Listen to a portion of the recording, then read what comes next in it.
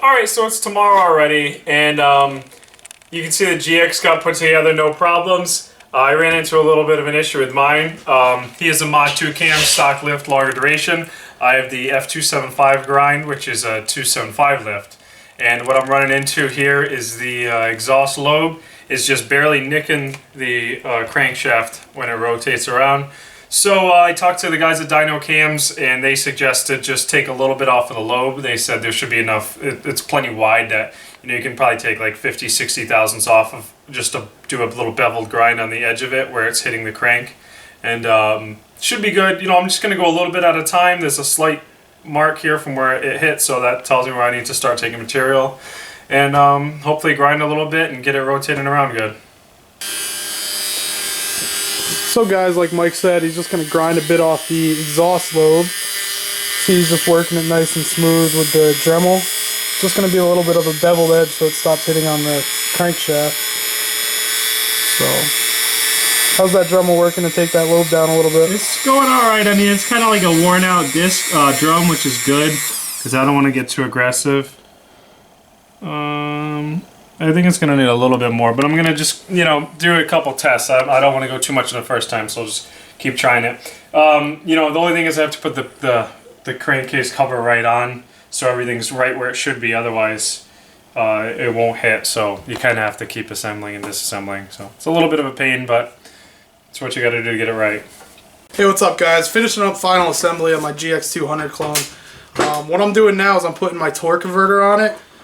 From the factory, they come with these springs. They activate at about 2200 RPM. I decided to go with a 1500 RPM springs for my torque converter. Reason for that, the stock GX200, even with the torque converter, just wanted to do wheelies all the time. It was like dumping a clutch in a car or a motorcycle. So I want the lower activation so I can get a little bit better rideability out of it, and I'm hoping the 1500 RPM springs are going to do that for me. For those of you that don't know, this is the inside of the front drive pulley on the torque converter. Basically the springs just wrap around these weights, and then when you start going, the weights go out, clutch is activated. So I'm going to do that, and I'll get back to you guys when I'm all done. I'm looking for more like a top 4,500 RPM full race bike, probably with a trans brake and everything, so we'll see how that goes. Okay, got the bottom end completely done. The interference issue between the crank and the cam is all set now. Just a little bit of filing on the crank, and you saw how I was using the Dremel just a little bit on the cam. Wasn't too bad. I had to take the crank out a few times. I didn't want to overdo it on the first time, so just kept going in small increments. So that's all set. The next step was I was going to put the rocker arms on, and I ran into a little issue. The issue is that the stock lash caps don't seem to want to work well with these the split cone retainers for the stainless steel valves. What we have is that the stock ones are a little bit too long. They're about 70 thousandths of an inch too long. So check it out in this picture and you'll see the difference between the stock one and how I modified it. The issue I was running into when the lash caps were not the right length is that, here's the stock one, that when you go to put it on, what it's actually doing is it's bottoming out on the keeper. It's not bottoming out on the back of the valve right here. As you can see, you want it bottoming out on this surface, not down in here. So that's the stock one. This is the modified one. The modified one goes right on. You use a little grease to hold it on, but it is bottoming out on the actual valve and not on the keepers. Over here at the bench grinder now, and I'll show you what I came up with on how to grind the lash caps down to where I need them to be. I'll be honest, I got a little bit lucky. I have this tap wrench here, and it fits perfectly right in there. You can see it's in there without the nut on there, and it's just enough to keep it in there. I can get it nice and square, just kind of tap it up right where I want it so it's nice and square.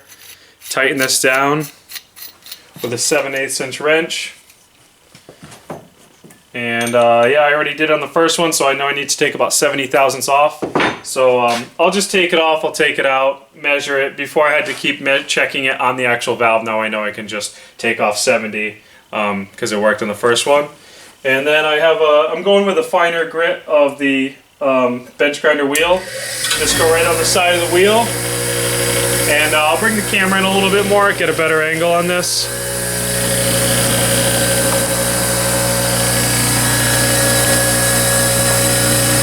So just want to go on the side of the wheel like this, and just keep rotating it,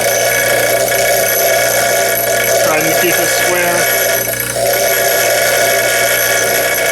and just keep going like that until I get my desired length.